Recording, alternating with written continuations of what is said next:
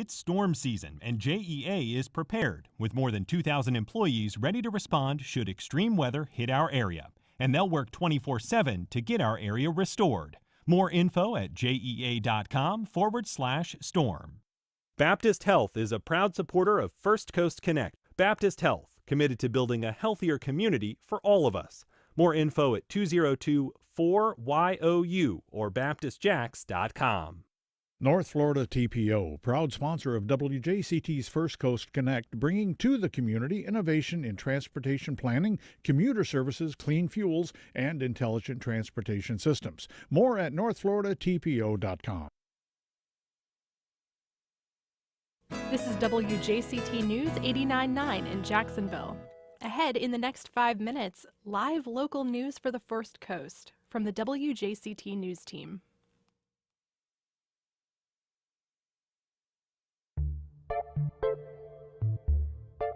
Good morning. I'm Ann Schindler, and on today's First Coast Connect, it's the biggest stories of the week.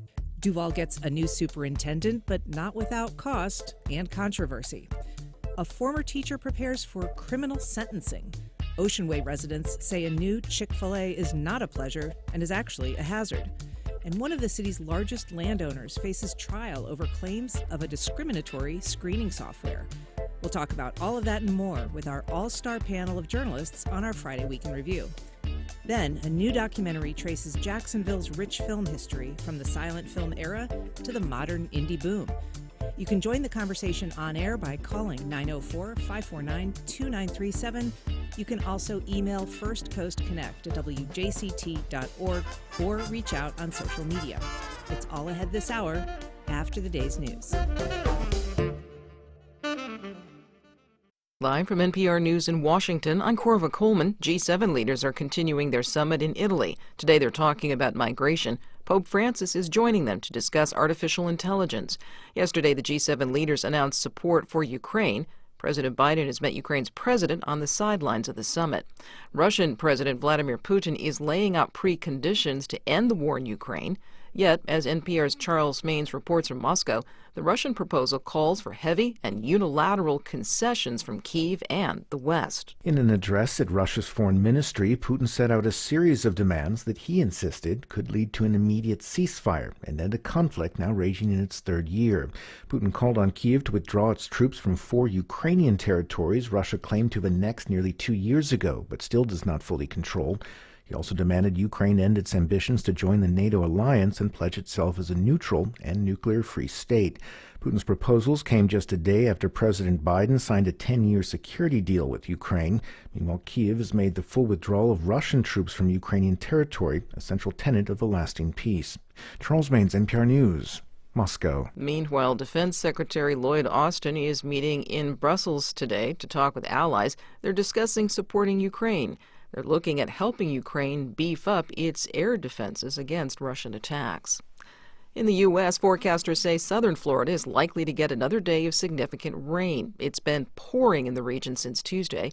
Meteorologist William Churchill is with the U.S. Weather Prediction Center. He totaled up the amount of rain that Florida's gotten so far. There was, anywhere from half a foot being generally the minimum, all the way up to a foot plus. And if you include multiple days of rainfall in there, we had some totals that were over 2 feet. The rain and the flooding have been so bad that 5 Florida counties are in states of emergency. New details are emerging about how bird flu is spreading in the nation's dairy cattle. Infections in more than 90 herds have been detected since the start of the outbreak in March.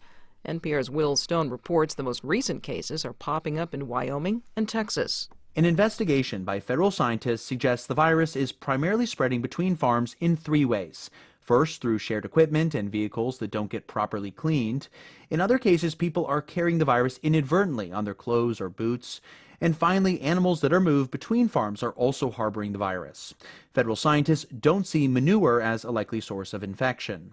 CDC officials say genetic sequencing from the most recent human case in Michigan, a person who developed respiratory symptoms, doesn't indicate any alarming mutations that would allow the virus to spread easily among humans. That said, federal officials say the trajectory of this outbreak in cows and whether it's slowing down remains unclear. Will Stone, NPR News. This is NPR. It's now 4 minutes after 9. This is WJCT News 89.9 in Jacksonville. The Jacksonville Melanin Market plans to award 15 $1,000 micro grants to entrepreneurs during its Juneteenth celebration Saturday. More than 200 vendors will be at the festival that celebrates the arrival of the Emancipation Proclamation in Texas that happened June 19, 1865, the last place in the country to get word that slavery had been abolished. Anita Spencer has owned a hair salon in Springfield for 20 years. She says the Melanin Market is a great outlet for emerging businesses. There's businesses who started out with the Melanin Market as, having a tent, and now they're brick and mortar. So that's the goal. The goal is to introduce people to all of these services and goods that we have so that they can support. And Saturday's market will be in the heart of Jacksonville's east side along A. Phillips Randolph Boulevard from 3 to 8 p.m., and those grant recipients will be announced about 5 p.m. Trevor Lawrence and the Jaguars agreed on a contract extension that will keep the quarterback in teal and black until the end of the decade. Lawrence has agreed to a 5-year deal worth $275 million. He has $200 million in guarantees and gets $142 million once he signs the contract. 80 degrees now in downtown Jacksonville, mostly sunny and breezy from the northeast today with highs in the low 90s. Small chance of storms today. Support for NPR comes from NPR stations. Other contributors include Progressive. Progressive Commercial Insurance protects small businesses from retailers to tradespeople. Progressive covers a variety of business needs with a range of coverages. More at progressivecommercial.com.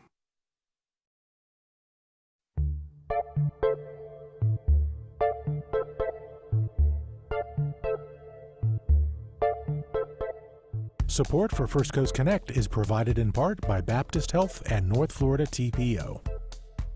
Opinions expressed on the First Coast Connect Week in Review are those of our panelists and do not reflect the views of WJCT News 89.9. Good morning, I'm Ann Schindler, and it's Friday, which means it's time for our First Coast Week in Review. Today, our panel of journalists is discussing the cost and controversy of new Duval County School Superintendent and continuing conversations over possible school closures. We're going to be talking about the sentencing of a former teacher today. He pleaded guilty to sexual misconduct with a student. We're going to be talking about community upset over the approval of an Oceanway Chick-fil-A. And we're also going to be talking about the city's last place rankings by Forbes magazine as a summer vacation destination. To talk about all that and more, I'm joined by Charlie McGee, poverty reporter for the online investigative newsroom, The Tributary. Hi, Charlie. Ann. Megan Mallicoat, education reporter at Jacksonville Today. Hi, Megan. Good morning, Ann. Welcome back. Ann Maxwell, investigative reporter at News4Jax. Good morning, Hi, Ann. Ann. Thanks for having me. Hi, Ann Maxwell. And Will Brown, race, inequality, and poverty reporter for Jacksonville Today. Thanks so much to all of you for being here. Let's start with Duval's new superintendent. It's a big deal. It's been a year, a couple of attempts to hire this gentleman. Megan, catch us up on what is happening with the hiring decision this week.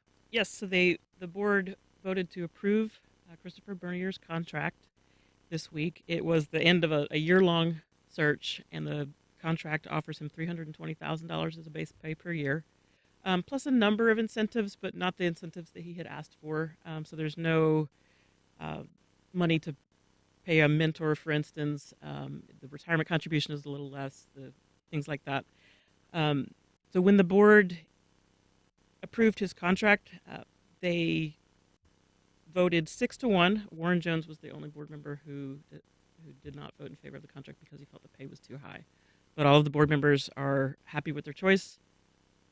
And are looking forward to Dr. Bernier starting. Yeah, and this is happening despite the fact that there have been some concerns, at least in the community, people asking for a restart of this effort because of a whistleblower complaint at his old district and a couple of pending federal lawsuits. That's right. In our reporting, we did turn up a whistleblower complaint and some existing lawsuits. However, I spoke with Chair Willie this week, and he assured me that the board has done their due diligence to research Dr. Bernier fully, that they called the people that he asked, that he provided numbers to call, and they have researched him to a point where they feel very confident in their choice and they're not concerned about the ongoing issues. Yeah. And Ann Maxwell, what have we heard directly from Dr. Bernier at this point in terms of responding to concerns or the whistleblower complaint allegations? He said he doesn't believe there's any factual basis to the whistleblower complaint. School board member Warren Jones said he reached out to the assistant superintendent, I believe, down in Lee County in Southwest Florida, where Dr. Bernier had been the superintendent and where the complaint was filed against him. He said that they said there was no truth to it as well, and they're not, the board, based on their investigation, isn't worried about it. There's also 2 lawsuits alleging racism within the school district about an incident on a baseball team at a high school there. And the superintendent was named in the suit, which is common as, a defendant to include their name in it, but it wasn't an incident he was directly involved in based on what the suit is saying. Mm-hmm. Daryl Willey is the chair. He's one of a couple of African-American board members. How important, Will, was it that he supported Dr. Bernier through this and, was a vocal advocate for bringing him on? Well, the chair is the person in the school district on the school board who speaks for the whole board. They have like an unofficial policy of the chair is the person who speaks for the board. So he was essentially the one taking all the public arrows and the questions about Dr. Bernier. I would say he probably wouldn't be any more or less important than any other member. He's the chair at this moment. The most recent chair when Dr. Diana Green left or retired was Dr. Kelly Coker. And she was the one who was taking all those questions at the same time. So just observing the board, who the chair is, doesn't really matter all that much. They're just the person who's taking all the questions. So there is a lot on his plate, Charlie, now that he takes the reins, I guess, July 1, but already has been attending community meetings about these proposed school closures. That's going to be a real dominant job for him. It's quite a lot for a new superintendent coming into a district to be making those kinds of decisions right from the jump. Right. I mean, I think as someone who's sort of observed from the outside, not directly reported, I think I've seen it's somewhere around 30 school closures are potentially on the table out of 155 total schools. I mean, that's a pretty large number. It's about almost 20% of the schools. And, I know they're forming a whole bunch of sort of focus groups to assess this. They'll have one that's sort of a magnet group focused, magnet school focused group, and then 11 others that are focused on different public school interests and ideas. So, I mean, it seems to be a very open-ended question right now of where the district's going to be in a year or 2 years. And so, Superintendent Bernier is going to have a huge task on his plate. Yeah, I believe, Megan, that they've said that there isn't really a single school, feeder district that would not be impacted by some of these school closures. I think it's true that they have a list of, they're looking at lots of schools from all the feeder patterns right now, and during the community meetings that they've had this week and will continue to have next week, they're asking for feedback from parents and community members from each feeder pattern just to tell the board why their school is special, right? Why their school doesn't need to be closed. Mm-hmm. So they want to know what's unique about each school. Well, if you're just joining us, we are hearing from reporters Ann Maxwell, Will Brown, Megan Mallicoat, and Charlie McGee about the week's biggest headlines. You can join our conversation at 904-549-2937. You can also email firstcoastconnect@wjct.org. You can also watch our live stream right now on Facebook and YouTube. We have a call from Charles on the west side. Good morning, Charles. Go ahead. Good morning, All-Stars. I wanted to ask you if the school board would have gone ahead with using the actual national search committee to get a new school, to get a new superintendent. We could have avoided some of these issues that are popping up now. It seems like every time we have a search committee, their searches are never completed or disregarded. And speaking on the Chick-fil-A, just real quick, the city council has been overturning the people's will in all these neighborhoods like San Marco with the storage units, now the Chick-fil-A, and goodness, there must be 2 others going on right now where the residents are trying to stop something. And so it's important, folks, that other listeners out there watch what you do at the ballot box because, it matters. And thanks for taking my call. Thank you, Charles. Appreciate your input. We will get to the discussion of the Chick-fil-A in just a minute, but I want to stick with schools for just a little bit. There is a sentencing hearing today, and in the case of Jeffrey Clayton, he's the former chair of the vocal department at Douglas Anderson School of the Arts. He was actually arrested on campus a couple of years ago. Last March. Last March. Okay. Mm-hmm. Yes, and so he's facing he's pleaded guilty to 4 felonies involving grooming and touching a 16-year-old student. He was 65 at the time. He'd been at the school for 20 plus years, I believe. So he's facing between fewer than 3 years in prison and up to nearly 40 years in prison. And that sentencing hearing is at 1:30 this afternoon. And what are we expecting to hear at a sentencing hearing like this? So as part of the plea deal, the state has agreed not to bring any additional charges against Clayton related to his time at Douglas Anderson, and 7 additional female former students were going to be allowed to testify at the sentencing, presumably, potential victims or people who would support kind of the state side of things. And so I have heard from the state attorney's office yesterday, 3 of those are going to be testifying tomorrow is how it ended up shaking up, as well as the victim in the case for the charges being brought. And we're also going to hear a controlled phone call with Clayton where everything's laid out. So I've been told to, explain to us what a control call is. Brace for it. So this is a recorded phone call where the police listen in to try to catch somebody admitting they've done a crime. And this is a call between Jeffrey Clayton and his student? I believe so. Right. We presumably will also hear from some people who support Jeffrey Clayton who want to speak on his behalf. Right. And he's also submitted a motion, a sentencing memorandum, I guess, his attorney, that lays out some defenses and some arguments as to why he shouldn't be given the maximum or he should be given a lesser sentence. Right. So they're arguing, for the minimum sentence, and they say he's never been committed he's never committed a crime, no criminal history. He's done everything right on bail. And an interesting part of it is there's a list of dozens of former students identified just by their initials and, a little blurb about what they've done in their career that's been a success, that Clayton is saying, I've done all these good things for all these other students. And then some of them found out about it and were really upset and said they didn't have permission to do that. And, Clayton's attorney says the sentencing memo doesn't say in any way that they support him or what he's done.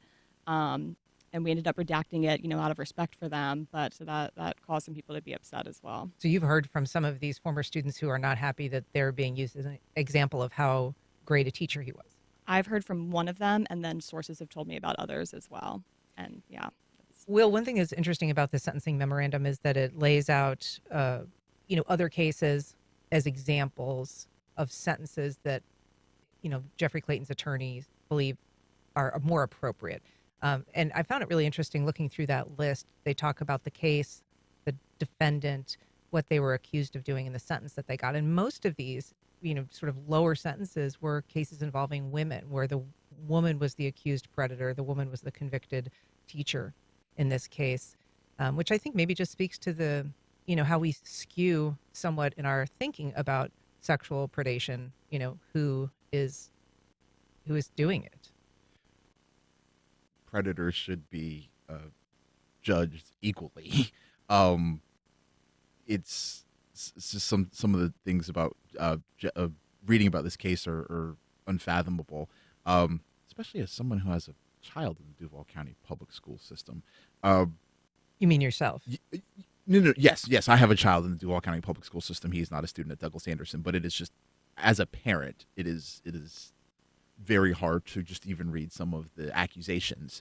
Ann, I've spoken with former DA students and survivors, and even someone who was a student of Clayton's, and they told me that they hope that he gets the absolute maximum sentence today. I think he faces up to 33.6 years, which for someone of his age is an essential life sentence. There isn't anybody in the Florida State prison system. There aren't too many people in their 90s in the Florida State prison system. So it will be interesting to see what the judge does. But there are going to be a lot of emotions in the courtroom today. To be clear, he was not accused of, having any actual, actually having sex with a student. There was some touching, there was some kissing, but I think one of the comparisons that his attorneys draw is that there's many, many worse cases that went much farther between teachers and students, Megan. But this memo also, pushes off some of the responsibility in this particular case where Jeffrey Clayton says, they were both looking forward to these encounters, that he described it as something of a reciprocal nature, that they both wanted it to continue. Again, we're talking about a 16-year-old. But yes, I think that's the important part to remember, is that his position of power in a student's age. Yeah. And Charlie, this is, there have been complaints, we understand, dating way back in this case. It's actually somewhat responsible, we believe, for the departure of the former superintendent. So this has been a really consequential case for the school district. Yeah, and something interesting to me is we very recently had a Florida State senator publicly call for the district to release the findings of an internal investigation that they did with, I believe, the City of Jacksonville's Office of the Inspector General, sort of a joint investigation, and there's a full report out there, or internally, that exists, but it hasn't been made public. And this state senator was basically saying, hey, release this. The public wants to know. They want answers to this question. And from the responses, the sort of public response I've seen thus far from the district, they sort of implicitly are declining to do that, basically not saying that they're going to release the report, which I think is an interesting. Presumably it's a public record. Presumably, but the board, said that they would have released this by now. When they started this investigation, I want to say in April or May of last year, they said that the report they were going to share their findings with the public. They said that they were going to have this look to have this available by the time they had the new superintendent in place. Well, we have a new superintendent. The board members have been told of what's in this report. We, the public, have not. Why? And Maxwell, what are your thoughts about the availability of that report, whether that is something that will ultimately be required to be disclosed as a public record? I think one complicating factor is that the school district has been sued about Jeffrey Clayton. It's a Title IX federal lawsuit saying this student was sexually harassed by Clayton and they had complaints about him and they didn't do anything. So I think they might be using that to sit on it for now, saying there's ongoing litigation. But presumably at some point, once that wraps up, at the very least, it should be available. Unfortunately, you've done extensive reporting on this issue, in a bigger space, because there were many accusations against many, many teachers at that school over a long period of time.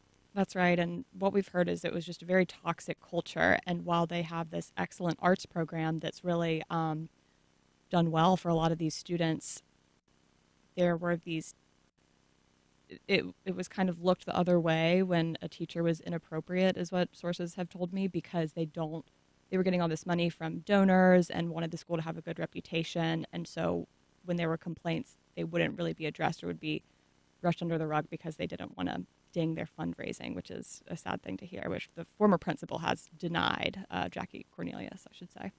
We have a call from Robin in Riverside, Avondale. Good morning, Robin. Go ahead. Good morning. Can you hear me okay? Yeah, go ahead. Oh, great. I am a volunteer and a grandmother she will be now in first grade. Molly is going to Fishware Elementary, and I just really wanted some help understanding how the schools can be helped to stay there. I think the official term is individually evaluated. Fishware's been there, I think 100 years, but it's been a magnet school for many, many years. It's just terrific. My daughter and son-in-law, literally, when they got married 13 years ago, they moved to that part of Jacksonville. So if they had children, they could go to Fishware. And I've been volunteering 2 mornings a week for the whole last school year. And that school is just terrific. And I just can't imagine it being shut down. And it has a long waiting list of kids to get in. Right. So how do you make a school that is on that list? How do you individually evaluate it so they can stay open is my question. Thanks, Robin, and thanks for the volunteer work that you do. Megan, I mean, a lot of parents and a lot of grandparents are very concerned about these school closures, and I think they're really not sure what to do. I think that's true. What I've heard from the board so far is that the list of schools that's been publicized so far, the 37 or however many schools it is that are considered for being closed, are based completely on factors that don't take into account the school's personality, let's say. So it's things like the age of the building and the enrollment and things like that. But the board right now in those community meetings is asking for feedback about the school, so the type of feedback that you just said. And that hopefully will factor into their decisions about which schools to keep and then which schools to close. So I would say that the board is asking for feedback on their website too, and you can go and give feedback about individual schools that you care about. But it's also worth noting that while they're asking for that feedback, the board has to be even more proactive about hearing the perspective of the entire community, because the folks who are showing up to these meetings are people who have the time and resources to spend 2-3 hours at a community meeting all across town, whereas there are other people. For example, there was a community conversation held at the school board headquarters, because that's for people who live in District 3 of the school board. Well, there are a lot of people who speak Spanish as their only language who live in District 3. They probably were not able to get to the school board headquarters at 6 o'clock in the middle of the week. What is the school board doing? What is the district doing to make sure those parents are heard? Same thing for some parents way out on the west side, way out super north side, northwest Jacksonville, the same thing. They really have to be, because I spoke with one person this week who she will go to these meetings and then she will physically go to areas like 45th and Moncrief, College, Magnolia Gardens, Grand Park, and kind of doing each one, teach one of what she's learning, she's sharing with other people. It's because she said it's not that they aren't interested. They just might have multiple jobs and might not have the opportunity to spend all that kind of time at a school board function.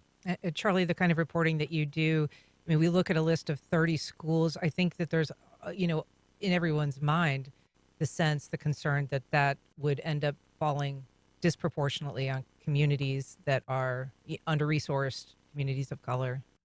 Yeah. No, and I mean, you have to always keep in mind the potential of politics getting involved, who maybe has the resources potentially to contribute, resources, money to try and protect a certain district or area that maybe is in their interest, and who doesn't have those resources. Obviously, it's impoverished communities. That it's a lot less influence there at the power structure, and with all these different perspectives that are being gathered at once, you have to wonder how effectively is the district going to be able to juggle all of that input. Rather than maybe ultimately just deciding to, go with, what sort of they've been swayed one way or the other to decide on. But to Charlie's point, 4 of the 7 seats on the school board are up for election this year. So people have a chance to vote for the people that they want to make decisions about how they want this to go. There are 2 races that do not have an incumbent. There might be another. We'll find out in a couple. We'll find out in a couple days. So if people want to dictate how the school board makes these decisions on which schools to close, you have a chance at the polls in August. And before the decision will be made this fall. I think qualifying ends today, if I'm not mistaken. So we should know how those races are shaking out. We've got a call from Cynthia in Ortega. Good morning, Cynthia. Go ahead. Good morning. I guess I better turn your radio off so that you can hear me. I am concerned. I went to one of the meetings last night. I would like to ask you. Hey, Cynthia, I'm going to need you to turn that radio down if you're going to continue. Oh, okay.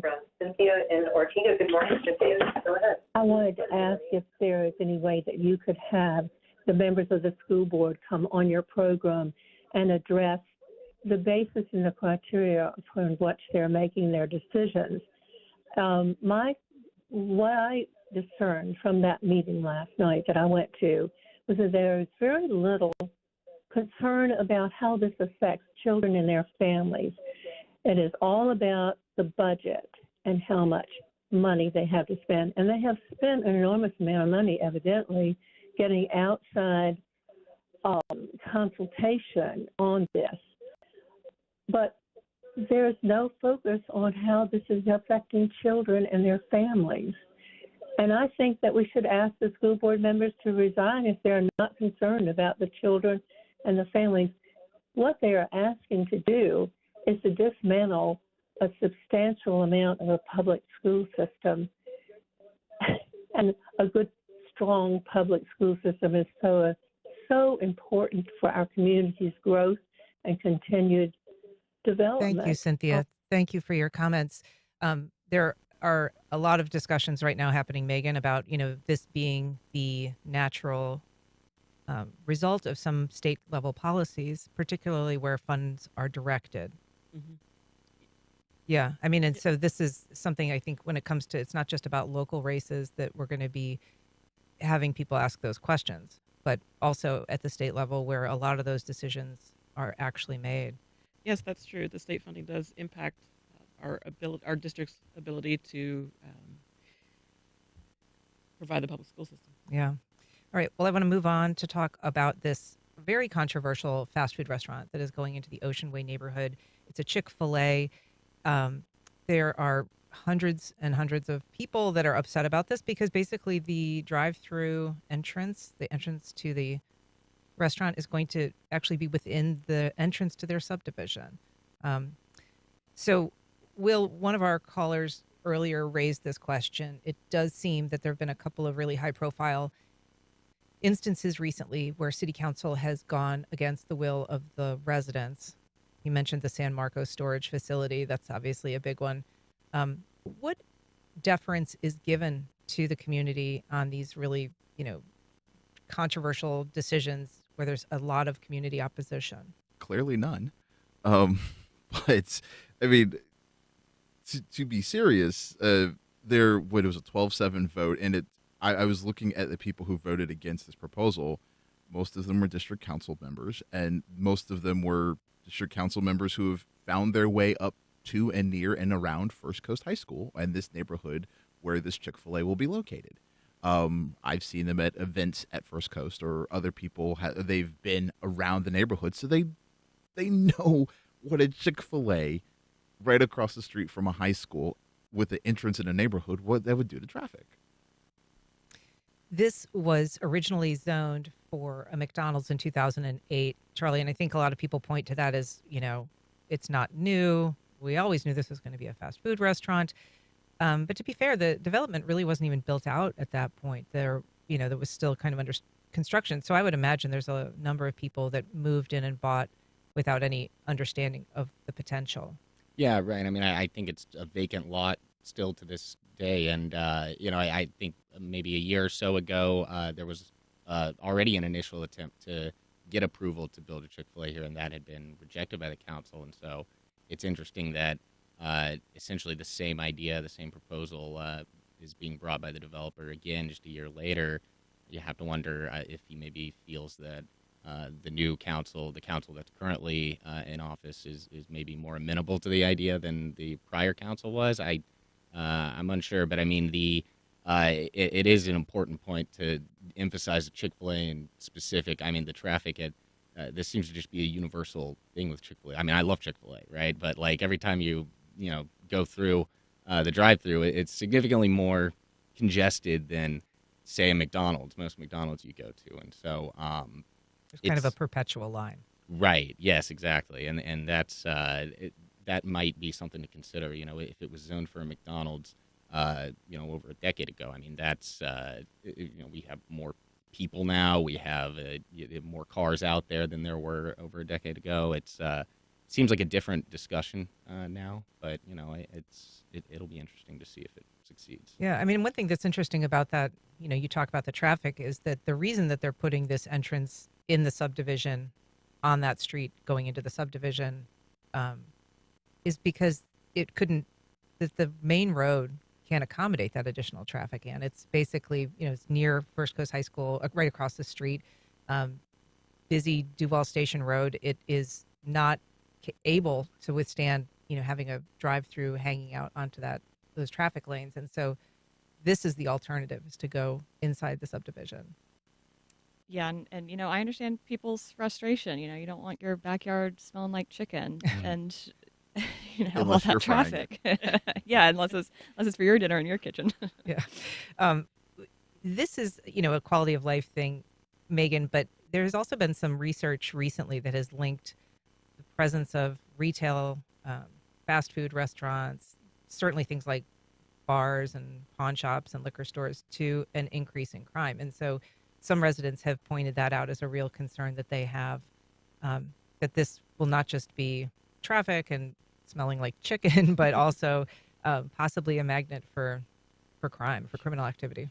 I can absolutely understand the residents' concerns. And like Will mentioned a minute ago, I hope that they exercise their right to vote with the upcoming elections. Yeah. Charlie McGee, I want to talk about some. Oh, go ahead, Will. Oh, no, it was just, I was going to say that it's worth mentioning that, First Coast High School, like we all said, it's right across the street. In 2019, a student was killed in a crosswalk right near First Coast High School. And in the 2022-23 academic year, there are 2 students who were hit in a crosswalk at First Coast High School. So this isn't like residents just, talking out of thin air. And lastly, it's also worth noting that this week, when the governor signed his budget, he vetoed $500,000 for a crosswalk at First Coast High School. Those are all things worth noting as we note a business that's going to come and that's going to bring in a lot of additional vehicular traffic. I want to talk about some reporting, Charlie, that you've been doing into the use of algorithms in rental units. This is the subject of a federal civil rights lawsuit alleging racial discrimination. Bring us up to speed on what the allegations are in this civil case and what happened just this last week. Yeah, so the whole impetus for kind of my looking into this issue is a lawsuit that was filed at the U.S. District Court here in Jacksonville by the attorneys from Jacksonville Area Legal Aid. They're representing a few Jacksonville residents, I think 4 in specific by name, who have had similar experiences with a corporate landlord, as you might call it, that a lot of people in Jacksonville are familiar with, JWB, acronym for Jacksonville Wealth Builders. They're one of Northeast Florida's biggest landlords in terms of just sheer properties managed. And the focus of the lawsuit is basically what's called tenant-screening services. And so this is a sort of sub-industry of background checking software that landlords throughout the country, a lot of them use, and more in recent years as the technology has sort of gotten, more expansive. But essentially, it's, if you apply to rent from JWB, they sort of automatically run your name, your information through one of these tenant screening providers, and that's where the algorithm comes in. It's this sort of automated software that's just combs through as many court filings that exist on any record out there to try and identify anything that might be a red flag in relation to you as a tenant and whether you might be a risky person to rent out to. And one of the issues is that this technology is not perfect, which is often the case with algorithms and technology, is there's a lot of mismatched names that can occur. So let's say your name's John Smith. You might get mismatched with some other guy named John Smith who maybe has a felony conviction, or in this case, what the focus is eviction filings. And so JWB, according to the lawsuit, has a sort of blanket policy where if there is any finding that you've had an eviction filing against you in the past 5 years, you're automatically disqualified from potentially being approved for a rental with JWB. And so it's even according to the lawsuit, even in cases where people have proven, hey, you mismatched my name, I've never faced an eviction filing in my life, JWB will still say, well, no, you're disqualified anyways. And it's worth noting that it's not free to make an application to live in one of these residences. There's a significant fee that's not refundable. Yeah, non-refundable. I think right now it's $80 for an individual applying to rent, and if it's a multiple person household, it'll be up to $160 just to apply.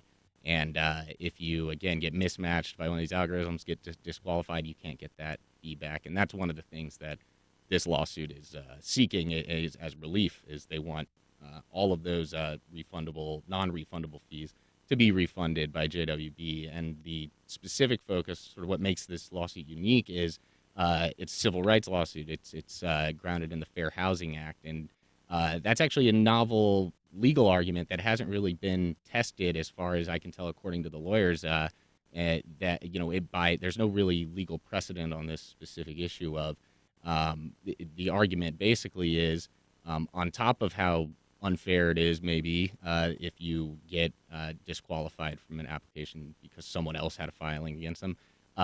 The argument also is Black Americans, and both at the local level and just throughout the country for years, have disproportionately been the subject of eviction filings, and that includes maybe a bogus eviction filing. Maybe you have like a vindictive landlord a few years ago who just filed for eviction. Maybe you beat it in court, but you still have a filing on your record that can be found by one of these algorithms. And so the argument is JWB is essentially discriminating against Black renters or Black prospective renters by preemptively almost sort of setting up illegal barriers for them potentially being able to access housing.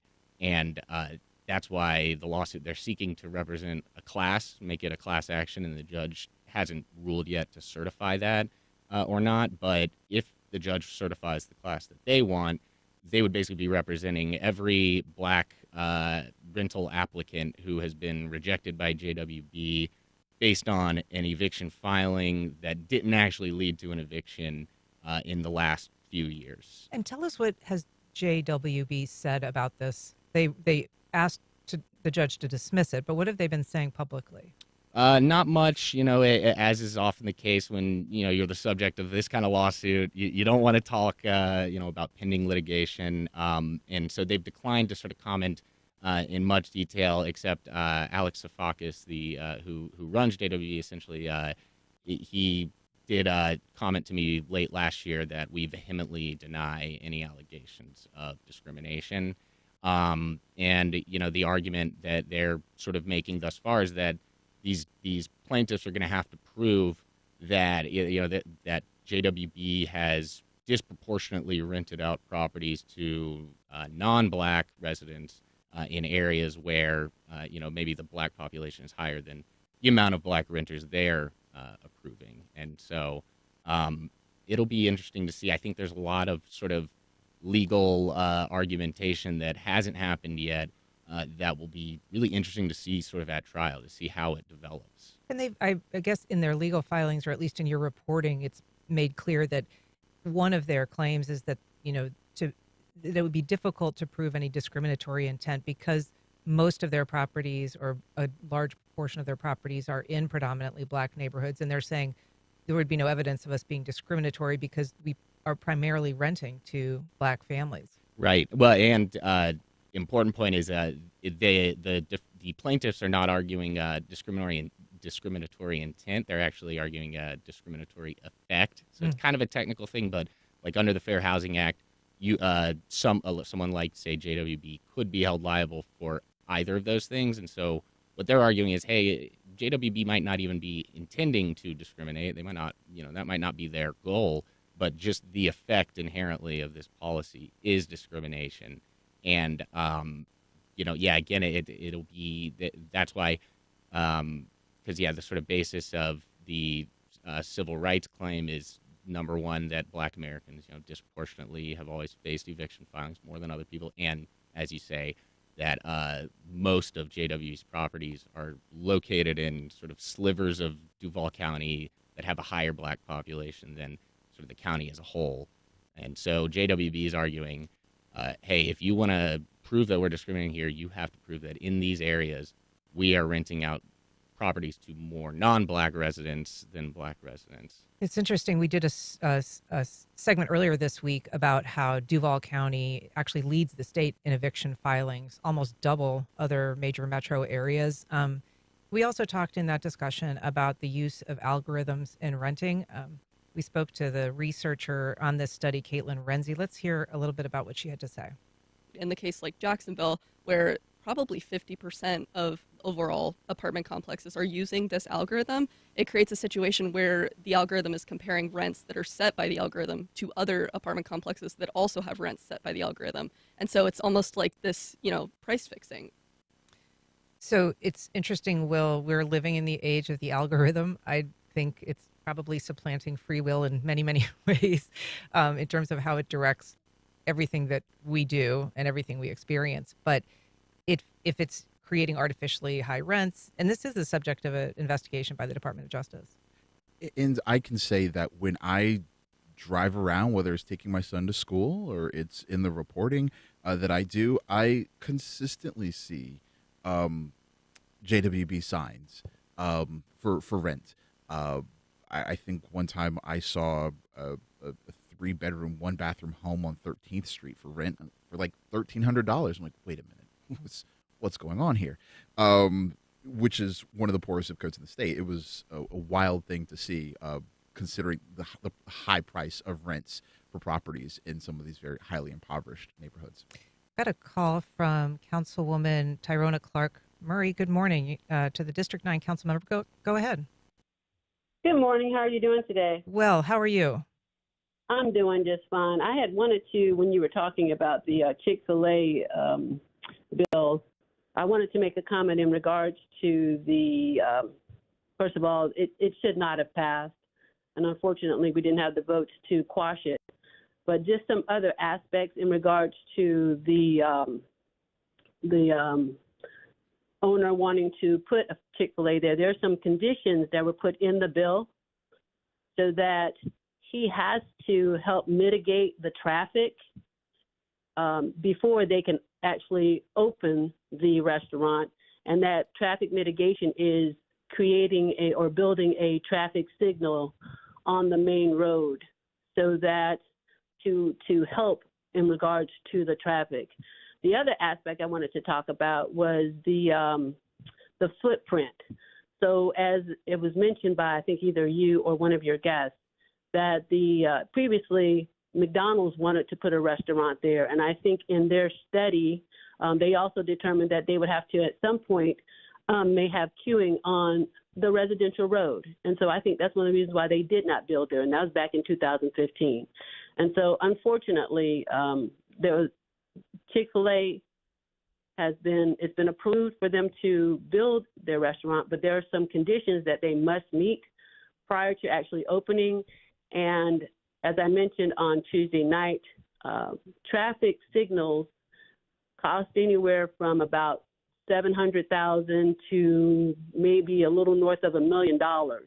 And that doesn't include all of the other aspects that the owner of this particular Chick-fil-A will need to pay. So hopefully those are some of the impediments that will actually prevent them from actually building. That's what I wanted to let the audience know.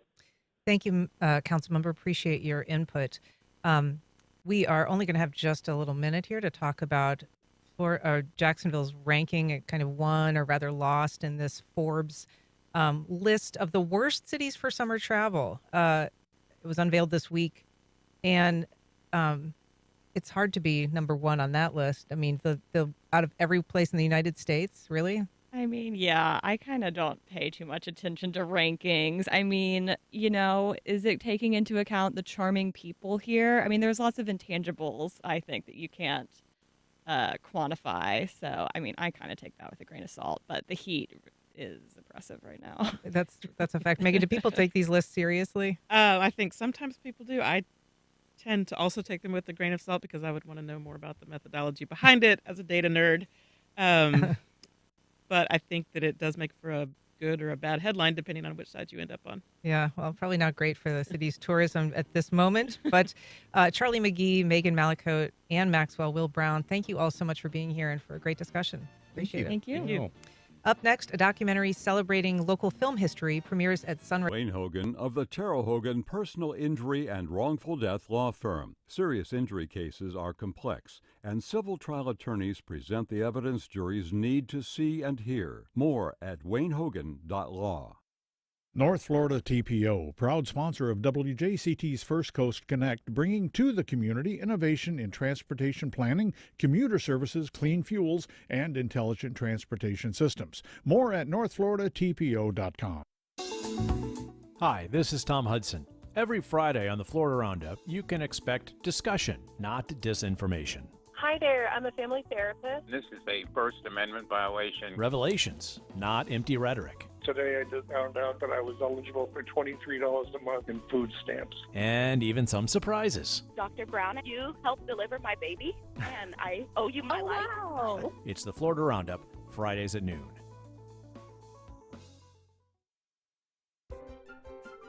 This week on Science Friday, protecting fireflies, that symbol of warm summer nights. We are looking at fireflies as sort of a charismatic species that folks care about. Studying fireflies can tell us more about how to manage habitats for insects in general. That's on Science Friday from WNYC Studios.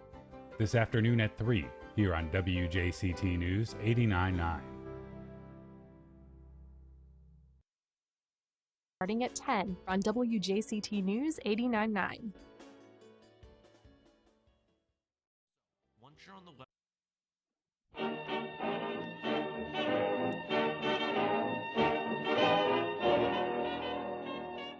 Welcome back.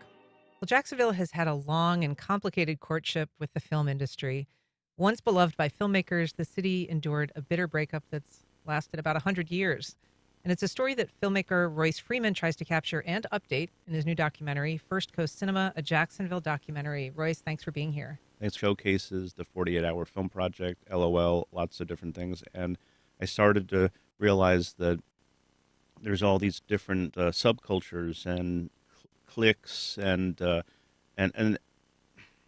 there's a groundswell of trying to recapture what once was, but lightning in a bottle is something that you can't recapture. But it seems like we're trying to blaze our own trail, and make a new mark. Mm-hmm. So for people who aren't familiar with Jacksonville's history as kind of the original Hollywood, I guess some people will say it was the winter film capital for a period because of the temperate climate, and it was very receptive for a minute. That changed. Oh yeah, I mean, the winter, there was film in Chicago and New York and New Jersey, and then it came down to Jacksonville. They started in all these studios that were in like Springfield area, Arlington. It was actually called Arlington, Florida. It wasn't called Jacksonville at that point. And filmmakers like Oliver Hardy and there was just all this going on back in the early 1900s. And you do this documentary, you start to hear all the juicy little details. And apparently, in the South, they didn't like people working on Sundays. And they also didn't like that if you wanted a fire truck in your movie, you set a fire to a building and you roll the camera, and then you're filming the fire and the fire truck.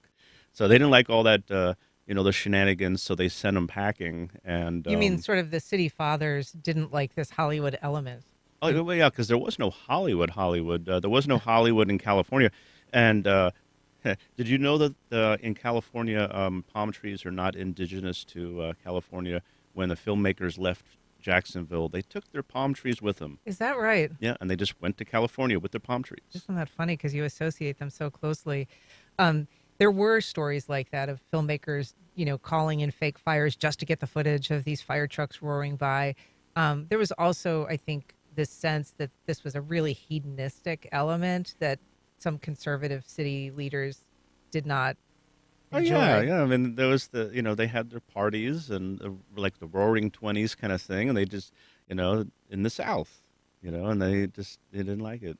So your film brings us to the present and explores some of these, as you called them, cliques that kind of have developed a thriving but small movie, scene in local one. So who did you choose to focus on? Well, when I first started doing the documentary, I had a core group of people that I was just going to interview because it was my own circle of knowledge. There's a guy, Richard Kodai, and he's a filmmaker in St. Augustine, and he did in 2014-15 this thing called the Short Film Showcase at Sunray Cinema, and he was doing that for many years, and that's how I met a lot of filmmakers here in this town. And then, at some point, that showcase kind of soft shifted over to Adam and Monique Madrid, and they opened the LOL Jax, and then they took over the 48-Hour Film Project in Jacksonville. And so they were going to be the focus. But then I learned a interesting piece of information that, shame on me that I should have known it when I moved here. There's a guy named Richard Norman, and he was a Caucasian filmmaker in the early 1900s. And he decided to do a bunch of African-American films where he was going to be showcasing African-Americans in positive light, where they were doctors and lawyers and pilots and not, stereotypical roles that were demeaning. And so he was this trailblazer and paved the way. And I learned about this guy, Chad Hendricks, who was doing stuff. He was in Folio Weekly in the early 2000s. They called him the Eminem of Jacksonville. And he does the same kind of thing, but with rappers and zombies and all kinds of stuff. And he has actually been called the Richard Norman of the modern era because all the filmmakers I interviewed said that he kind of started a movement too. So this screens at Sunray Cinema on July 2nd. It's just a few days before that theater closes its doors. It must be a very kind of bittersweet premiere. Every film I've made, feature film, has premiered at Sunray Cinema, and it's a homecoming. The theater is owned by Tim and Shayna Messett, and they're really, really positive forces in the film community. They're so they open their doors to filmmakers. They're very reasonable with the rates and stuff. Well, I hope that the screening is a success. Thank you so much, Royce, for being on the show today. Well, thank you for having me. And that's our program. We encourage your feedback. You can send it to First Coast Connect at WJCT.org. Join us Monday. We're going to be doing a segment on 40 Acres and a Lie. We discuss a recent investigation that tracks down the living descendants of that broken promise. I'm Ann Schindler. You've been listening to First Coast Connect on WJCT News 89.9.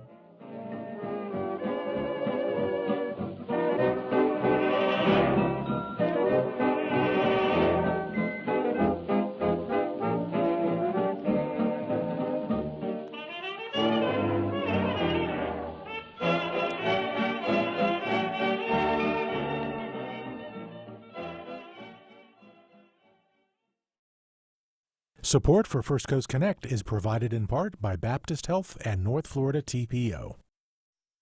Baptist Health is a proud supporter of First Coast Connect. Baptist Health, committed to building a healthier community for all of us. More info at 202-4YOU or baptistjax.com.